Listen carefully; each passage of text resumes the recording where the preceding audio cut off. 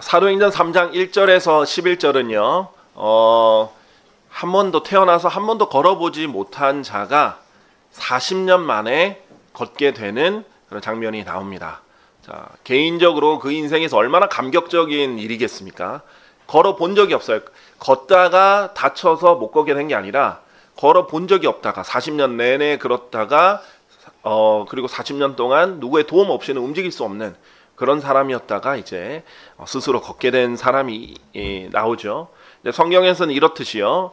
어떤 병이 있거나 뭐 불구였거나 문제가 있던 사람들이 예수님을 통해서 이 회복되는 이런 장면들이 많이 나옵니다. 특히 예수님이 사역하셨던 사복음서에서 제일 많이 나오고요. 그리고 사도행전에서도 사도들이 했지만 예수 그리스도의 이름으로 했기 때문에 예수님을 통해서 그렇게 회복되는 사람들이 등장을 하는데요. 바로 이러한 장면들은요. 죄인들이 구원받는 것의 그림으로 성경에서 등장합니다. 이사야서 53장은 우리가 잘 알다시피 예수 그리스도에 대해서 그리고 예수 그리스도의 십자가의 희생에 대해서 예언을 한 장으로 유명합니다. 심지어는 이 장이 얼마나 너무나 명확하게 예수님에 대해서 예언을 했는지요. 이 이스라엘은 지금 민족적으로는 예수님을 거부하고 있잖아요. 그런데 매년 이제 매주 회당에 모여서 성경을 읽어야 되는데 이사야서 53장만 나오면 건너뛰고 읽는다고 합니다. 그래서 금지된 장이라고 하죠. 왜냐하면 이들은 절대 예수님 받아들일 수 없고 안 받아들이기로 생각을 하고 있는데 이사야 53장을 읽으면 이거 누가 봐도 예수님이거든요. 그러니까 이게 이렇게 예언된 예수님 왜 너희가 안 받아들이냐 자신들도 이거는 부끄러운 거예요. 그러니까 아예 건너뛰는 거죠. 참 아이러니컬한 일입니다. 자, 그만큼 이제 명확한 이사야서 53장에서 예수님에 대해서 이렇게 말합니다. 5절에 그러나 그가 상처를 입은 것은 우리의 불법들로 인함이요 그가 상한 것은 우리의 죄악들로 인함이라. 우리의 화평을 위하여 징계가 그의 위에 임하였도다. 그런즉 그가 맞은 채찍들로 우리가 치유되었도다. 이렇게 얘기합니다. 자, 이 죄 문제를 예수님께서 해결해 주시고 우리의 죄들을 대신 담당해 주시고 우리를 대신해서 형벌을 받으셨는데 그럼으로 인해서 우리가 치유되었다. 이렇게 표현을 합니다.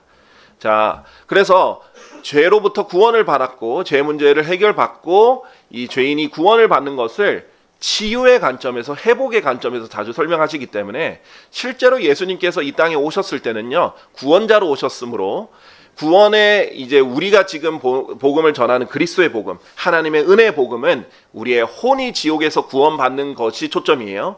그러나 원래 구원의 의미는 이게 제일 중요하지만 더 포괄적으로 모든 문제로부터 구출해 주시는 걸 말합니다.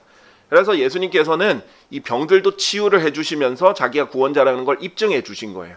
그렇기 때문에 이런 병자들이나 어떤 그 불구자들이 또 이제 어려움을 겪는 사람들이 회복이 되거나 치유가 되는 것이 그 성경에서는 구원의 그림으로 예표로 많이 설명이 되는 것입니다. 오늘도 이렇게 아름다운 이 구원의 그림을 볼 수 있는데 이 관점에서 하나씩 보려고 합니다. 자, 먼저 이 1절에 보면 베드로와 요한이 제9시 기도하는 시각에 성전 안으로 함께 올라갔다라고 돼 있죠. 이 제9시가 이제 유대인 시간인데 여기서 6시간 정도 더 하면 됩니다. 왜냐면 유대인들은 6시에 시간이 시작되고요. 우리 이방인들은 0시에 12시에 시간이 시작되잖아요. 그래서 낮, 밤 이렇게 12시간 단위로 계산을 하는데 9시에서 6시간 더 하면 됩니다. 쉽게 말하면 우리 이방인 시간으로 보려면 제9시는 오후 3시예요. 예, 그래서 오후 3시에 기도하러 갔습니다. 유대인들이 이제 항상 다 그런 건 아니지만 기도하는 시각이 대체적으로 정해져 있었어요. 그 중에 이제 오후 3시는 저녁쯤에 기도하는 시간으로 정해져서 기도를 정기적으로 하는 시간이었습니다. 자, 근데 무슨 이벤트가 있는 게 아니에요. 막 엄청난 콘서트가 있는 것도 아니고, 막 화려한 이벤트가 있는 게 아니라 그냥 기도하는 거예요. 우리 지금으로 보면 기도회 같은 거죠. 막 아주 특별한 콘서트나 이벤트나 부흥 집회가 일어나는 게 아니라 그냥 기도하러 오는 거잖아요. 그런 것과 이제 비슷하다라고 보시면 되겠습니다.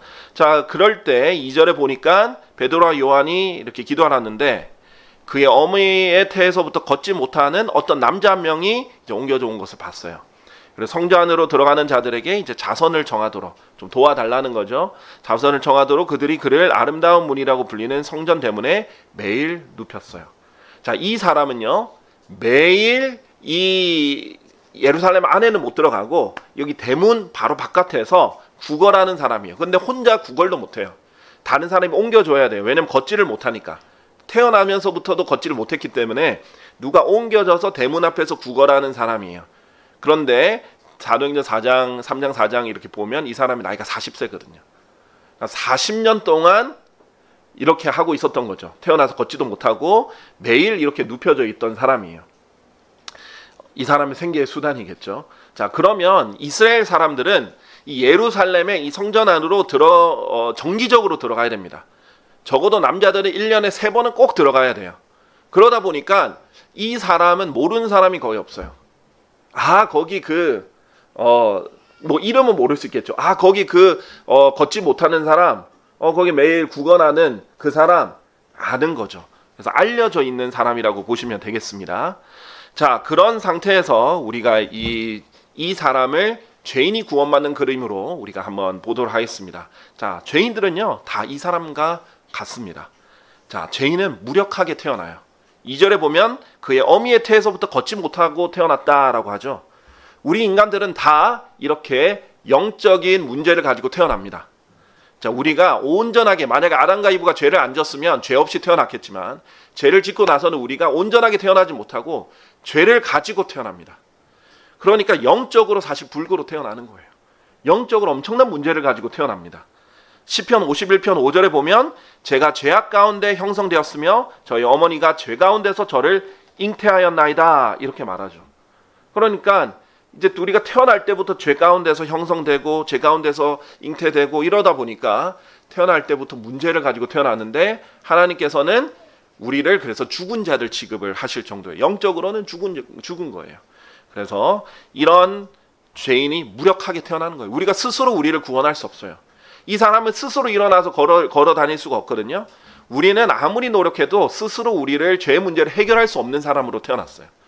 얼마나 안타까워요. 죄를 가지고 태어났는데 우리 죄를 우리가 스스로 해결할 수 없어요. 근데 이 문제가 그 어떤 문제보다 더 커요. 그 어떤 심각한 바이러스나 질병보다 더 심각한 문제를 태어났는데 우리가 해결을 할 수가 없는 거예요. 그런 상황입니다. 이 사람도 얼마나 안타깝겠습니까? 답답하겠어요. 자기가 원해서 그렇게 태어난 게 아니에요.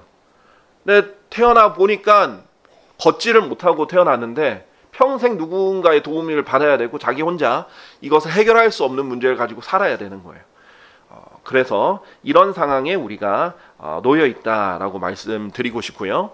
자, 2절에 또 후반부에 보면 그들이 그를 아름다운 문이라고 불리는 성전 대문에 매일 눕혔죠. 성전 안에 들어가지 않습니다. 성전 대문에 있습니다.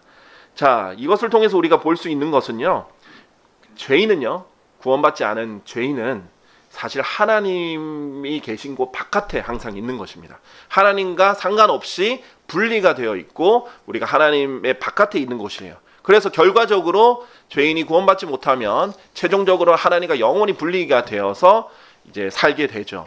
그래서 요한계시록 22장 13절에서 15절에 보면 이 지상에 있는 예루살렘은 원래 하늘에 있는 예루살렘의 모형일 뿐이에요. 이 진짜를 나타내기 위해서 하나님께서 이 땅에 예루살렘을 지어서 보여주신 거거든요. 그래서 새 예루살렘에 대해서 얘기를 하시는데 요한계시록 22장 13절에서 15절 하늘에 있는 예루살렘이죠. 그것이 이제 내려오는데 예수님이 이렇게 말씀하십니다. 나는 알파와 오메가요 시작과 끝이요 처음과 마지막이라. 그분의 명령들을 실행하는 자들은 복되도다. 이는 그들이 생명나무에 대한 권리를 가지게 하려 하며 그 도성 안으로 대문들을 통하여 들어오게 하려 함이라. 새 예루살렘에 구원받은 사람들은 대문들을 통해서 들어간다. 근데 못 들어오는 사람들이 있어요. 이는 개들과 마법사들과 행음에 빠진 자들과 살인자들과 우상 숭배자들과 누구든지 하나의 거짓이라도 사랑하고 지어내는 자는 바깥에 있기 때문이라. 이런 죄인들은 못 들어온다. 바깥에 있다라는 거예요. 그러니까 이 사람도 자기가 들어가고 싶어도 못 들어가고 바깥에 있는 상황이거든요. 우리도 마찬가지입니다. 에베소서 2장에 보면 우리는 예수 그리스도를 믿기 전에는 세상에 소망도 없고 하나님도 없었던 사람들이다. 그리고 하나님과 상관없이 분리되어 있고 그리스도 밖에 있던 사람들이다. 우리는 이제 구원받았을 때 그리스도 안으로 들어와서 그리스도 하나가 되죠. 이게 엄청난 특권인데 우리가 모르는 거예요. 그리스도 밖에 있으면 소망이 없어요. 이 사람에게 무슨 소망이 있겠습니까? 그냥 매일 구걸하는 거 외에 어떤 소망이 뭐 있겠습니까? 그렇죠? 그런데 성전은, 그 당시에 성전은 하나님이 임재의 장소로 알려져 있기 때문에 하나님 이름이 계시는 곳인데 거기 들어가지도 못해요. 자기 혼자 들어갈 수도 없고 바깥에 있는 우리도 그러한 존재였다라는 것이에요.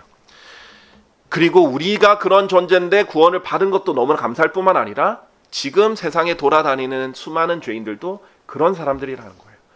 여러분이 볼 때 물리적인 눈으로 보면 안 돼요. 그러면 실족할 수 있습니다. 저 사람은 맨날 거짓말도 많이 하고 속이기도 하고 뭐 편법도 많이 쓰고 뭐 하나님도 안 믿고 그러는데 잘 된다. 그 잘 된다의 의미가 뭐예요? 돈 잘 번다는 거예요? 뭐 직장에서 승진했다는 겁니까? 뭐 명예가 있다는 거예요? 그것은 영적인 눈으로 보면 정말 부러울 게 하나도 없어요. 왜냐하면 이 사람들은 지금 걷지 못하는 불구에 구걸하는 영적 거렁뱅이들이에요. 그리고 지금 하나님 밖에 있어요. 하나님과 가까이 지금 가지도 못하는 상태예요. 자기 문제를 해결할 수도 없어요. 근데 중요한 건 자기가 문제가 있는지도 몰라요. 그런 눈으로 보면 뭐 재벌 총수든 뭐 그냥 지나가는 사람이든 다 세상에서 가장 불쌍한 사람들이에요. 자기들이 지옥을 향해서 계속 가고 있는데 뭐가 바쁜지 맨날 복음 전하려면 바쁘대요. 열심히 바쁘게 지옥을 향해 걸어가고 있는데 좀 멈춰가지고 이것을 가장 중요한 문제를 해결해야 되는데 바쁘다는 거예요. 바쁘게 우리나라 사람 특히 더 바쁘게 지옥을 향해 가고 있는 거예요. 그런 눈으로 보면 정말 불쌍한 사람들입니다. 자, 다음 쪽으로 보면 3절에 보면 베드로와 요한이 막 성전 안으로 들어가는 것을 그가 보더니 자선을 청하였더라 이렇게 말하죠. 구걸하는 겁니다. 그렇죠? 그래서 구원받지 않은 죄인들은 다 영적인 구걸자들이에요.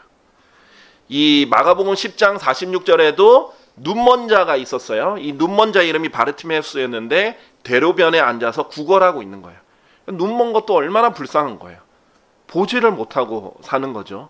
자, 그러니까 하나님께서 구원받지 못한 죄인을 어떨 때는 눈먼 자, 어떨 때는 걷지 못하는 자, 어떨 때는 나병 같은 질병에 걸린 사람. 나병은 불치병이거든요.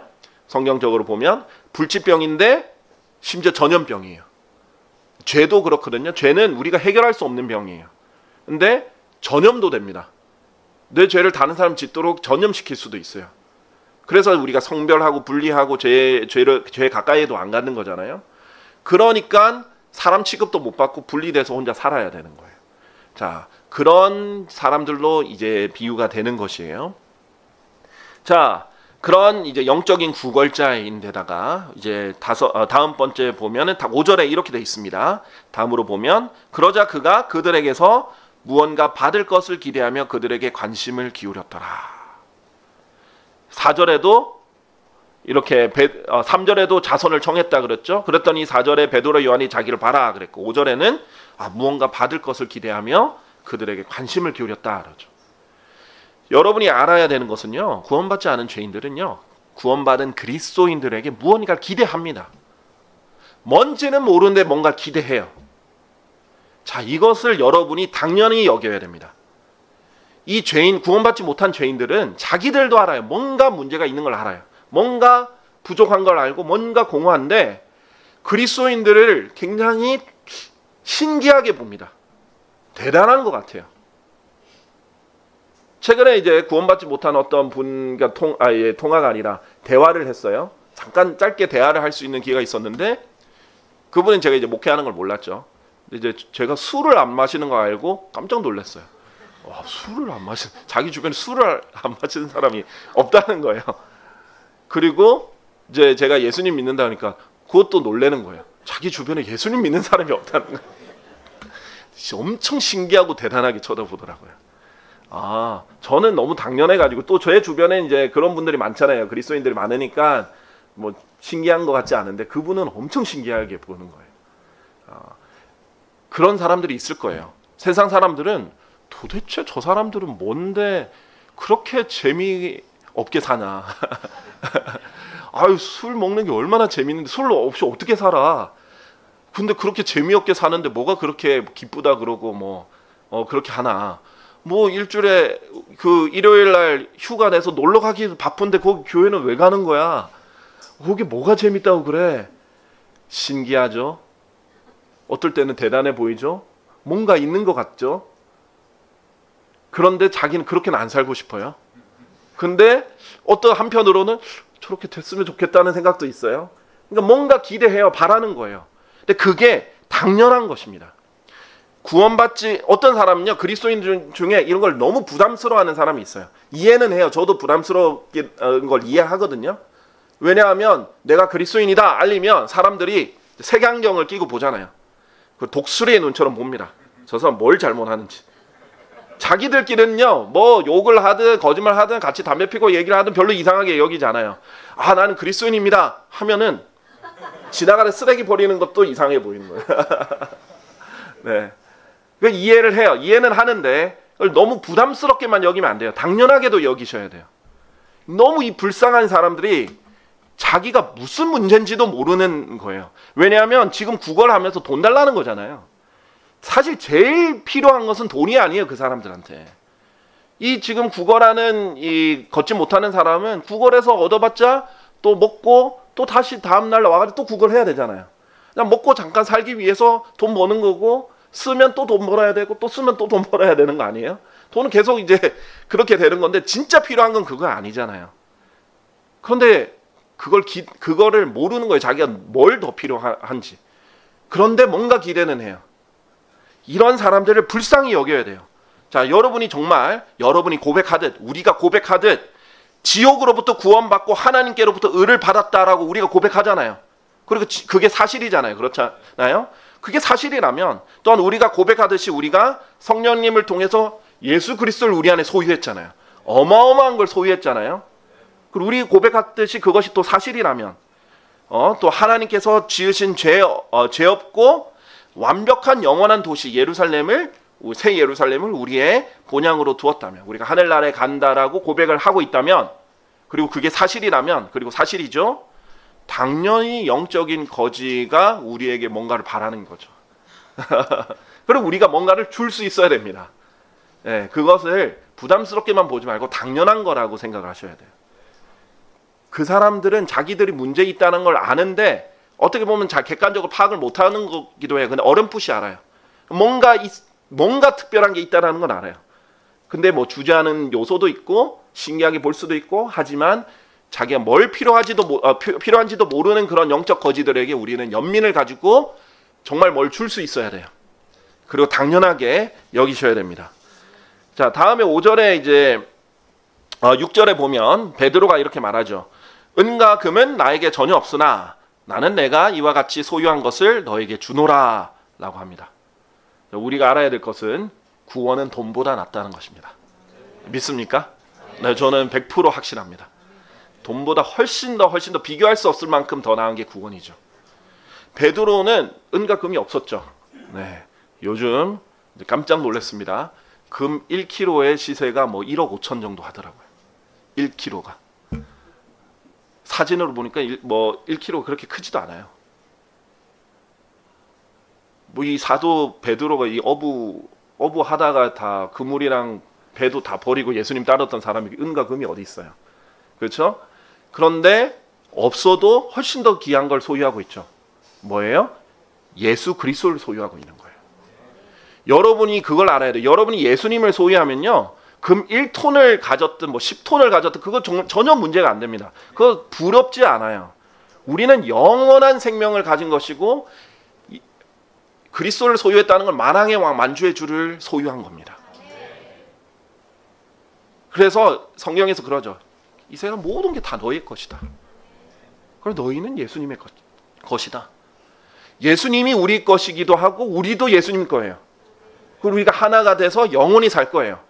그래서 하나님 보고 아빠 이거 주세요. 그래. 이렇게 하실 수 있는 거예요. 영원 시대 가면 여러분 정말 다 누릴 수 있어요. 죄 없이 다 누릴 수 있어요. 통제도 할 필요 없어요. 왜냐하면 죄가 있으니까 한계가 있는 거고 하지 말라 뭐 이런 게 경계가 있는 거거든요.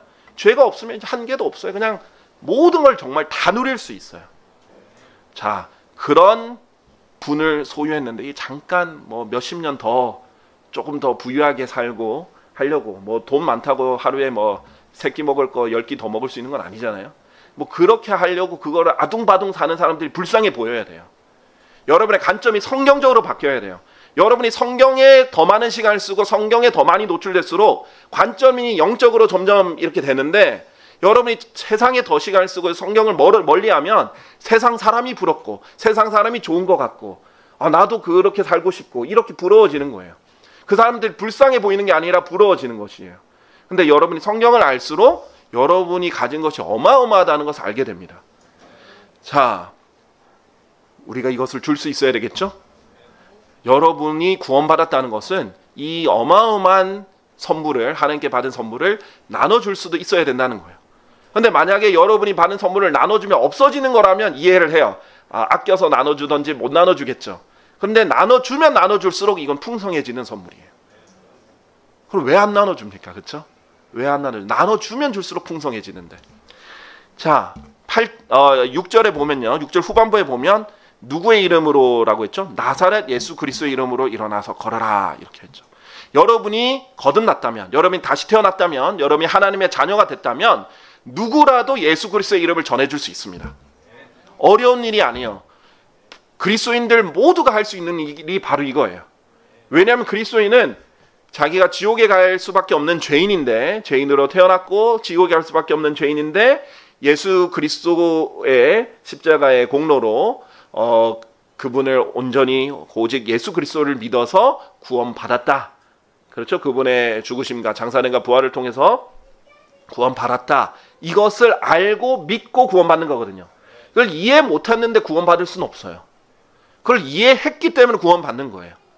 그걸 전달할 때 조금 더 잘 전달하는 사람이 있을 수는 있고, 조금 더 체계적으로 전달할 수 있는 사람이 있을 수 있을지라도, 그래도 모두는 전할 수는 있어요. 그럼 여러분은 그렇게 해야 되는 사람이고 할 수 있다라는 것입니다. 만약에 여러분이 너무 아파서 병원 침대에 누워 있어야 된다면, 미국에 있는 어떤 자매님은 그렇게 해서 편지를 써서라도 복음을 계속해서 보내는 거예요. 어떤 형태로라도 우리는 복음을 전할 수 있어요. 자, 그리고 7절에 보시면요, 그런 다음에 그가 그를 오른손으로 잡았으며 그를 일으켜 세웠더라. 그러자 즉시 그의 두 발과 발목뼈들이 힘을 받았더라. 엄청난 말씀입니다. 지금 베드로와 요한이 이 걷지 못하는 사람 옆에서 간호를 한 수십 년 동안 간호해서 근육 주물러주고 재활 훈련 같이 시켜줘가지고 한 10년 뒤에 걸었더라가 아니에요. 즉시 그의 두 발과 발목뼈들이 힘을 받아서 걸은 거예요. 구원은요, 이 시대의 구원의 이 하나님의 은혜로 받는 구원은요, 즉시 받을 수 있는 거예요. 이게 얼마나 놀라운 거예요.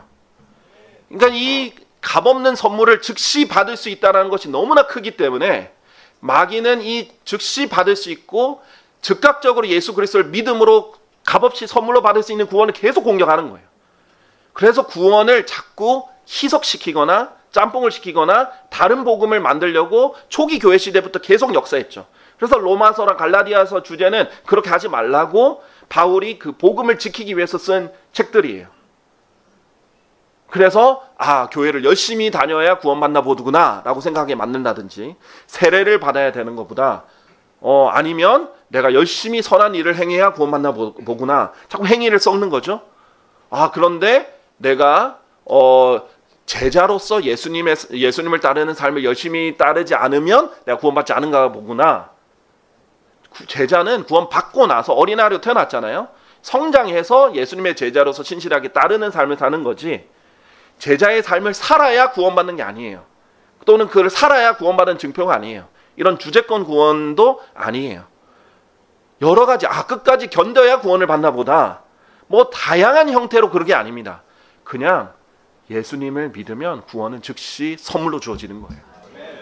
그러니까 얼마나 놀라워요. 만약에 누군가 이를 이렇게 구령해서 이 사람 구원받게 하려면 교회를 다 데려와가지고 영적으로 치면 막 씻겨가지고 옷 입히고 막 먹이고 이유식 먹이고 막 해가지고 성장을 잘 해가지고 막 튼튼하게 자랄 때까지 해야 구원을 받는다면, 한 명 구령하는 게 얼마나 힘듭니까? 그리고 뭐 죽을 때까지 확신도 없죠. 그런데 이 복음을 우리가 왜 외치는 거예요? 왜 우리가 거리에 나가서도 외치고 옆 사람들에게도 외치고 이웃에게도 외치고 뭐 전도지도 전달하고 나 친구들에게 내 간증을 하면서 전달도 하고 왜 계속 하냐면요. 그 어떤 죄인도 이 구원의 복음을 받아들이면 즉시 구원받기 때문이에요. 엄청난 능력이에요. 그런데 구원받고 잃어버리지도 않아요. 성경에 이 걷지 못하는 사람이 즉각 걸었다가 10일 뒤에 다시 주저앉았더라 이렇게 돼 있지 않습니다. 다시 걷지 못하였더라 이렇게 돼 있지 않습니다. 계속 걸은 거예요. 네. 우리 구원도 마찬가지예요. 구원 잠깐 받았다가 잃어버리는 게 아니에요. 영원히 보장된다고 성경에서 얘기해 주셨잖아요. 예수님께서 내 손 안에서 빼앗아 갈 자가 아무도 없다. 내가 영생을 주는데 이것을 빼앗아 갈 자가 없다. 그렇게 하셨어요. 그리고 우리가 요한복음 3장 16절에 유명한 구절도 있죠. 멸망하지 않고 영생을 얻게 하려 하심이라 라고 했죠. 멸망하지 않는다라는 거예요. 예수 그리스도를 믿으면. 자, 그런 구원을 왜 안전하겠습니까? 이건 너무 놀라운 거예요. 그 어떤 죄인도 이 구원의 복음을 듣고 믿으면 즉시 구원받는데 뭐 삼성그룹 전체를 소유하든 테슬라를 소유하든 그것보다 비교할 수 없는 영원한 것을 우리가 얻게 되는데, 그래서 이 능력 있는 구원의 복음을 우리가 전하는 거죠. 이 사도행전 3장에 이 사람도 즉시 회복됐고요. 예수님 옆에 달렸던 십자가에 있던 도둑도 있죠. 그 도둑도 즉시 구원받았고요. 결국 사망에서 생명으로 옮겨졌고 어둠에서 빛으로 이렇게 사탄의 진영에서 하나님의 진영으로 옮겨진 것입니다. 자, 다음으로 8절을 보시면요. 그리하여 그가 서서 걷고 껑충 뛰며 성전 안으로 그들과 함께 들어갔으니 걷기도 하고 껑충 뛰기도 하며 하나님을 찬송하더라 라고 되어 있습니다. 자, 먼저 이 관점에서 볼 것은요. 걷지 못하는 사람이 제일 먼저 한 게 뭐예요? 섰죠. 그 다음에 걸었죠. 그 다음에 뛰었습니다. 뛰려면요. 먼저 서야 되고 뛰려면 또 먼저 걸어야 돼요. 그러면 우리가 영적으로 각 구원받는 사람은요. 일단 우리가 걸을 수 있도록, 이 구원받는 사람은 먼저 서는 법을 배워야 되고 서는 법을 배운 다음에는 걷는 법을 배우고 걷는 법을 배운 다음에는 뛰는 법을 배우는 거예요. 그때 다른 사람들의 도움이 필요할 수 있습니다. 일단은 구원 받고 나서, 일단 구령하고 나서 이 사람을 내버려 둬서도 안 돼요. 예수님께서도 너희의 진주를 개와 돼지들에게 주지 말라 이랬거든요. 진주는 구원받은 사람에 대한 성경의 이제 상징적인 표현이죠. 하나하나가 보석들인데 살아있는 보석, 진주거든요. 진주는 보석이 스스로 막 자라납니다. 생명체에서 나오는 거예요. 그것도 생명체가 고통을 받으면서 나온 거예요.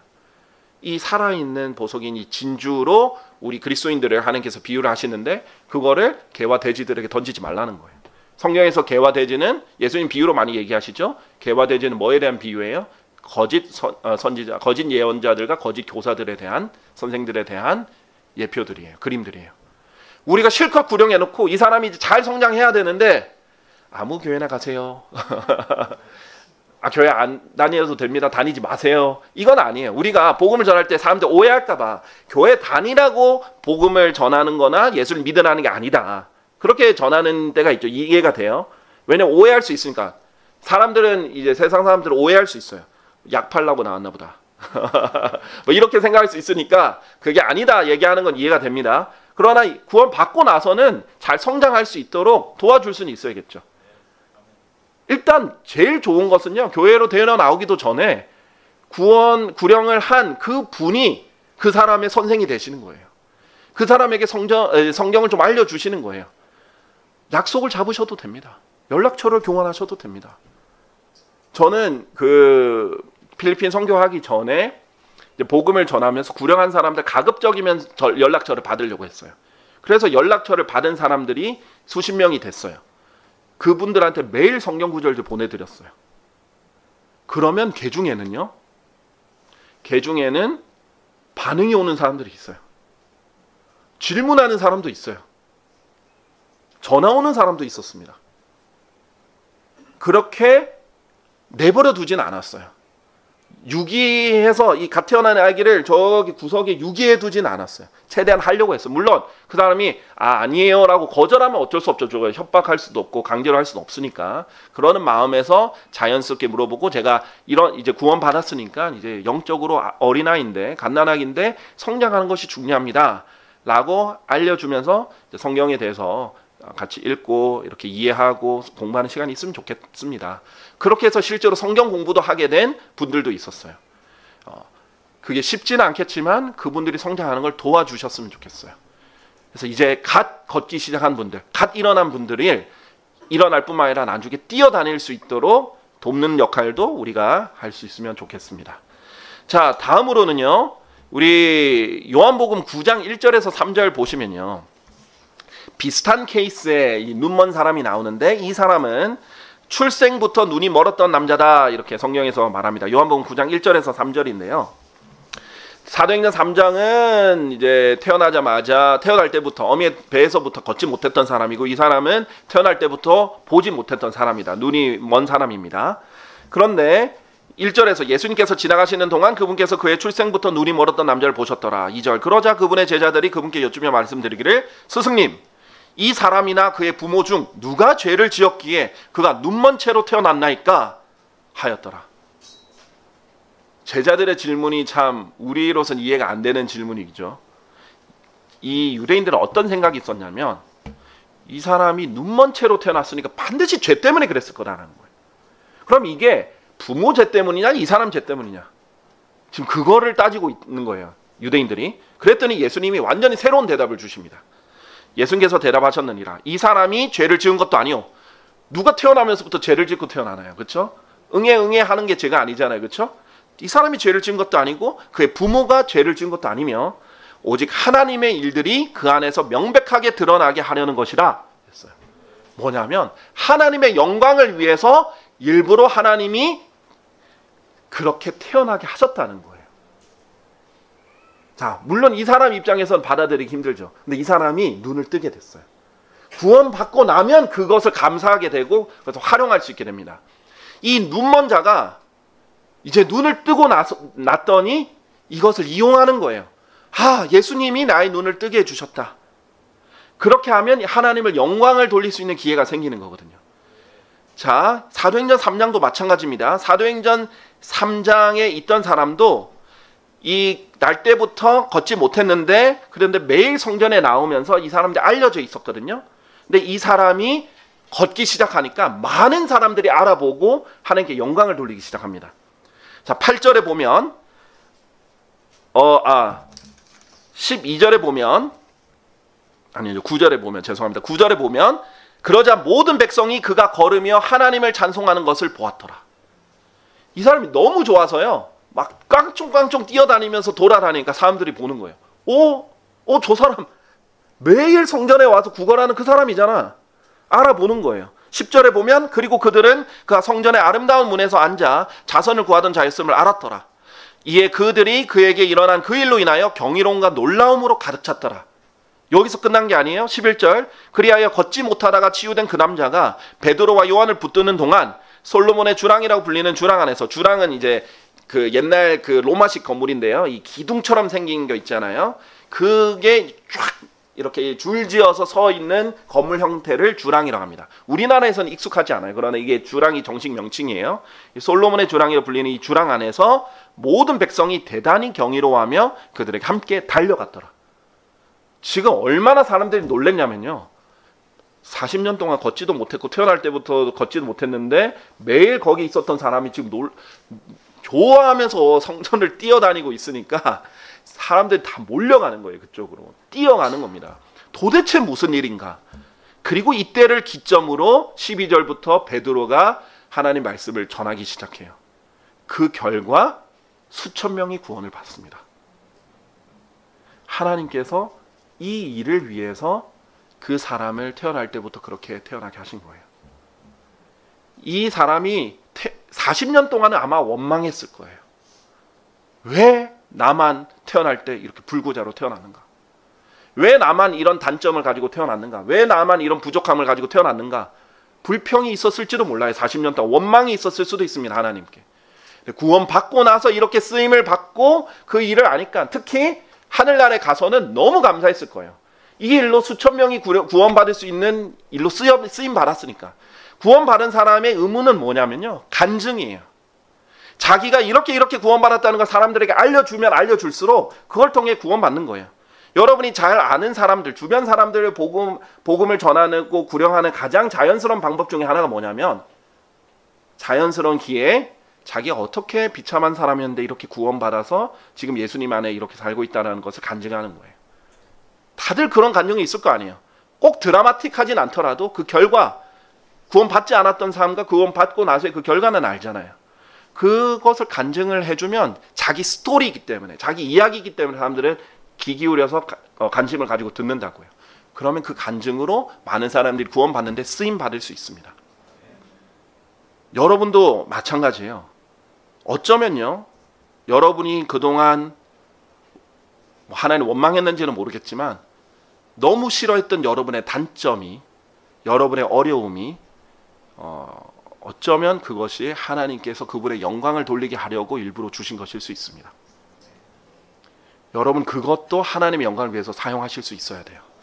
그러면 그 어떤 장점보다 그 단점이 더 귀한 거예요. 보석 같은 겁니다.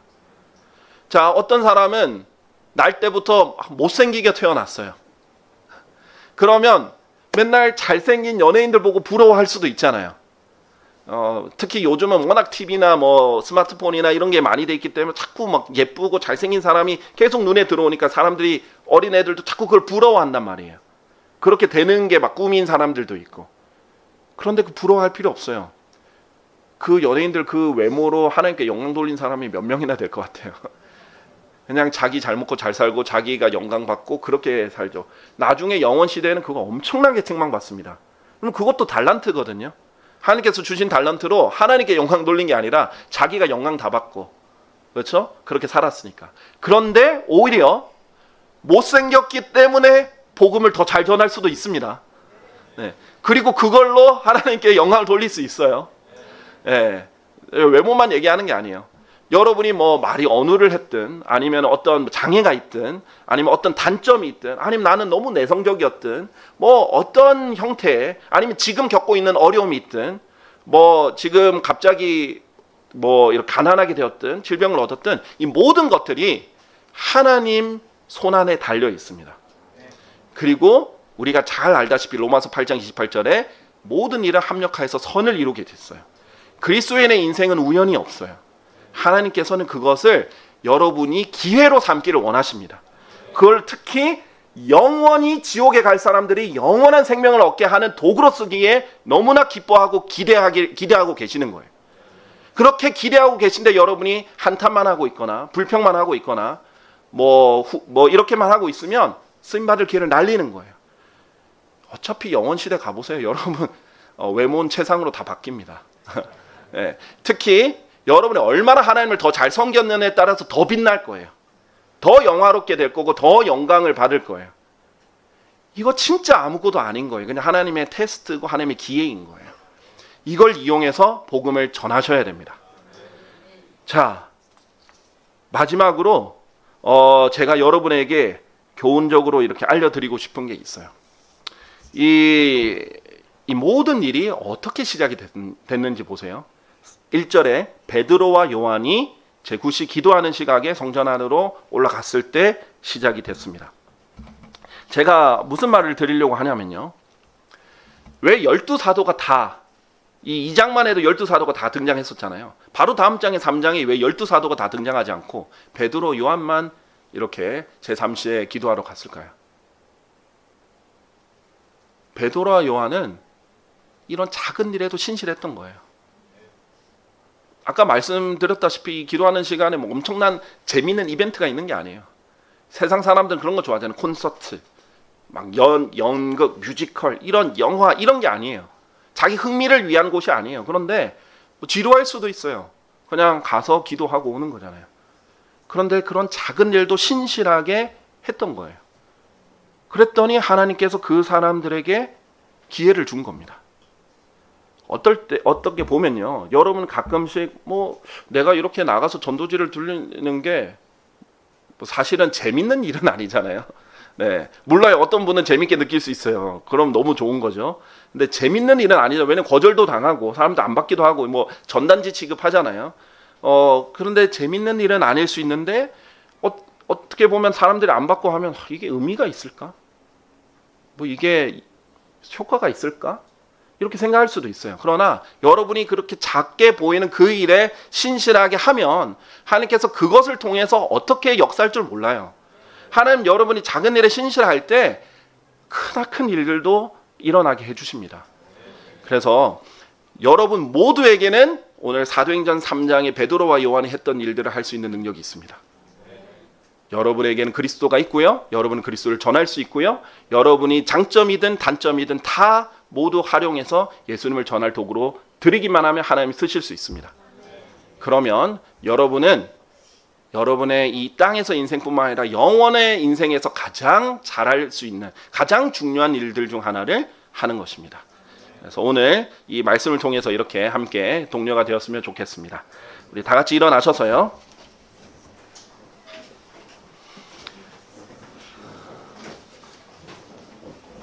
찬송가 318장 저 높은 곳을 향하여 우리 함께 찬송할 텐데요. 찬송가 318장인데요. 이 찬송하기 전에 반주자께서 반주하는 동안 우리가 오늘 들은 하나님 말씀에 반응하고 또 하나님께 감사를 드리고 또 하나님께 다짐을 드리는 그런 귀한 시간들로 쓰임 받았으면 좋겠습니다. 그렇게 사용했으면 좋겠습니다. 하나님의 말씀을 그냥 잠깐 반짝 듣고 기쁨으로 듣고 잊어버리는 게 아니라 마음에 열린 마음에 또 정직하고 선한 마음 좋은 토양에 잘 뿌리 내릴 수 있도록 말씀을 새겨놓고 또 내가 생활에 어떻게 이것을 실행해서 하나님께 열매를 돌려드릴 수 있을지 그렇게 다짐하고 하나님께 기도하는 그런 시간이 되시기를 바랍니다. 여러분께 시간을 드리겠습니다. 같이 기도하겠습니다.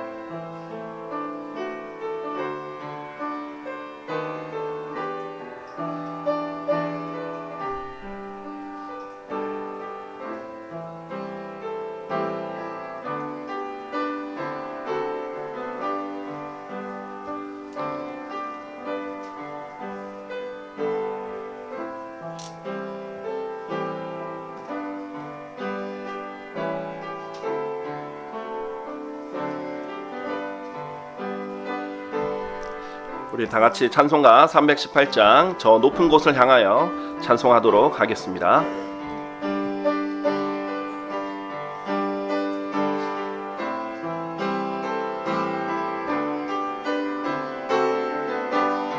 저 높은 곳을 향하여 날마다 나아갑니다. 내 뜻과 정성 다하여 날마다 기도합니다.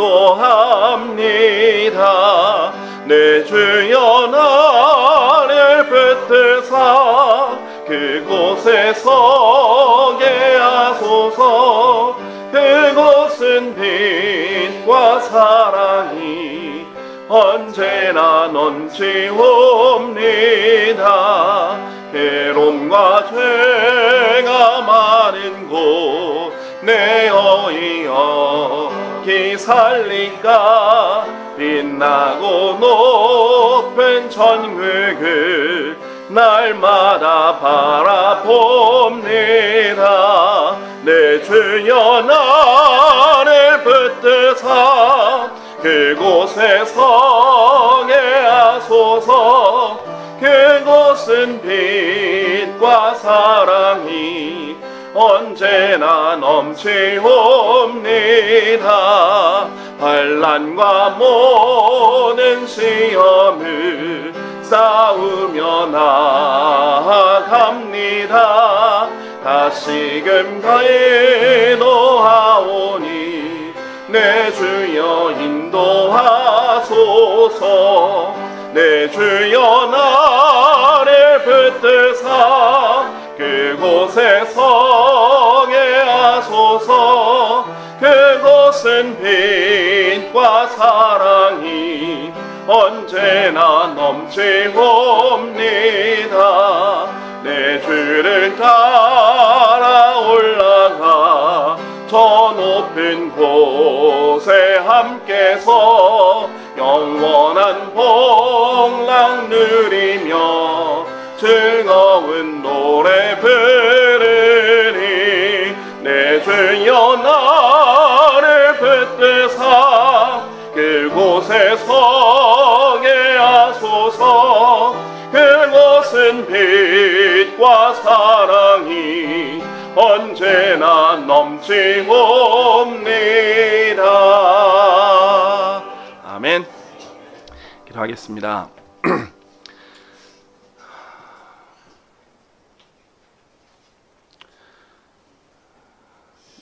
참으로 사랑과 은혜가 풍성하신 주 하나님 아버지를 찬양합니다. 주님, 정말 비참하기 그지없고 죄인으로 태어나 죄 가운데 살며 죄를 찍어내듯 계속해서 죄를 짓던 죄인들, 어느 누가 구해줄 수도 없고 해결할 수도 없고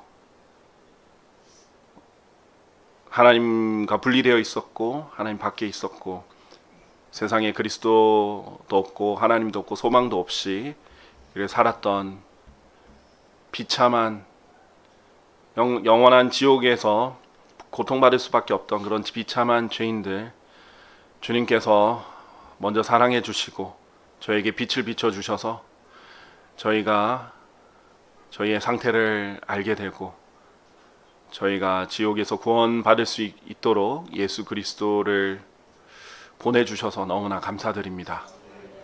주님, 저희가 받은 은혜가 너무나 크고 저희는 이제 지옥에 갈 두려움 없이 그 어떤 어려움이 있어도 구원의 기쁨 가운데 살아갈 수 있게 되었습니다. 주님, 이런 크나큰 은혜를 저희가 주님께 받았는데 이 은혜를 받은 것을 주님께 조금이라도 더 보답해드리고 싶습니다. 주님께서 그 피 흘리신 목적이 한 명이라도 더 많은 죄인들이 구원을 받게 하시려고 하신 것인데 저희가 주님의 마음을 이해하고 헤아려서 이 땅에 지옥을 가는 수많은 혼들에게 복음을 전하는 귀한 도구로 쓰임 받기를 주님께 간구드립니다. 주님께서 부족한 저희를 사용해 주시고 주님께서는 나귀도 사용하실 수 있고 주님께서는 돌도 사용하실 수 있으며 주님께서 불가능한 것은 전혀 없으신 것을 저희가 믿습니다. 저희같이 부족하고 어리석은 사람들도 주님께서 사용해 주셔서 복음 전파의 어리석음으로 또 주님께서 영광 받으시고 주님의 뜻을 이루어 주시길 간절히 기도드립니다. 세상 사람들이 봤을 때는 하찮게 보이고 어리석어 보일 수 있지만 주님 안에서는 바로 이 예수 그리스도를 전하는 것이 능력이요 지혜고 또 주님의 이 뜻임을 저희가 확신하고 기도합니다. 주님, 우리 함께하는 모든 지체들 주께서 복을 주시고 각자 개인의 사정에 따라 이번에 함께 못하는 지체들 주님께서 은혜를 베풀어 주셔서 또 각자의 자리에서 복음을 계속 전할 수 있도록 주님 역사해 주실 간구드립니다. 주님께 모든 영광을 돌립니다. 곧 다시 오실 주 예수 그리스도의 이름으로 기도드렸습니다. 아멘.